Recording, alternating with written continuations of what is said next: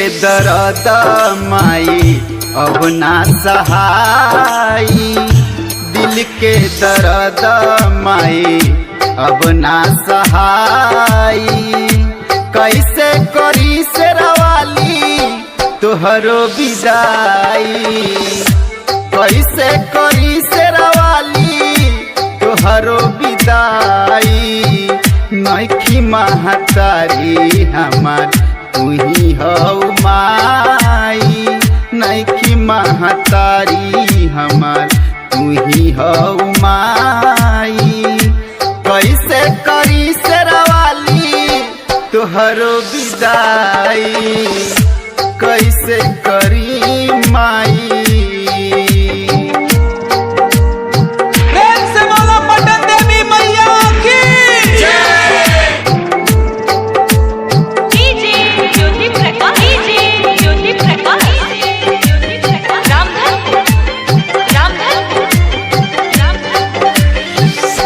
इतना कठोर ना होली महतारी, अरजी लगाई माई तोहरे दुआरी। इतना कठोर ना होली महतारी, अरजी लगाई माई तोहरे दुआरी।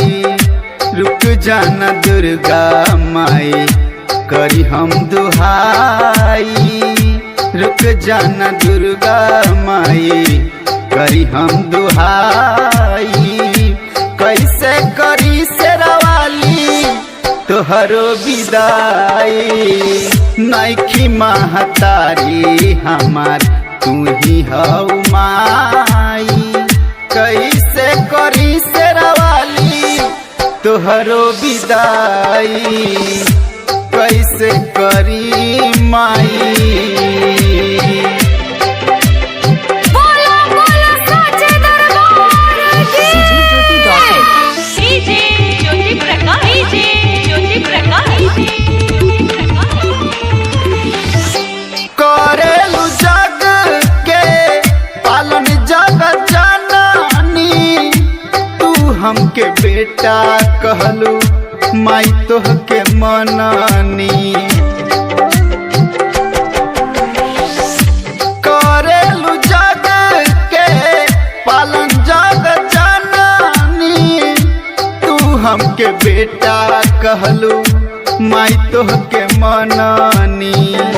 कहे जा तारो हमसे नाता तुराई, कहे जा तारो हमसे नाता तुराई।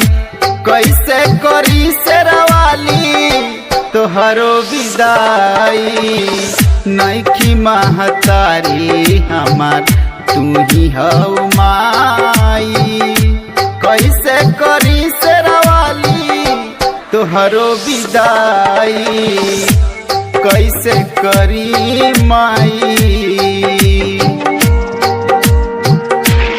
प्रेम से बोलो थापने वाली मैया की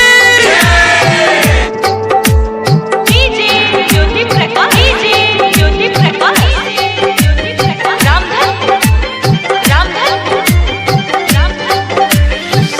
जे आइल जइबे करी बात जब समझानी, अइहा फिर आशीष के गावे माई कमल नयनी। जे आइल जइबे करी बात अब समझानी, अइहा फिर आशीष के गावे माई कमल नयनी। दिल हमारो आता कैसे मनाई, दिल हमारो आता कैसे मनाई।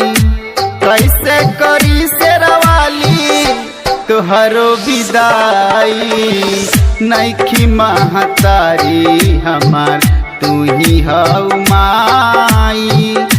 कैसे करी शेरवाली तोहरो विदाई, कैसे करी माई।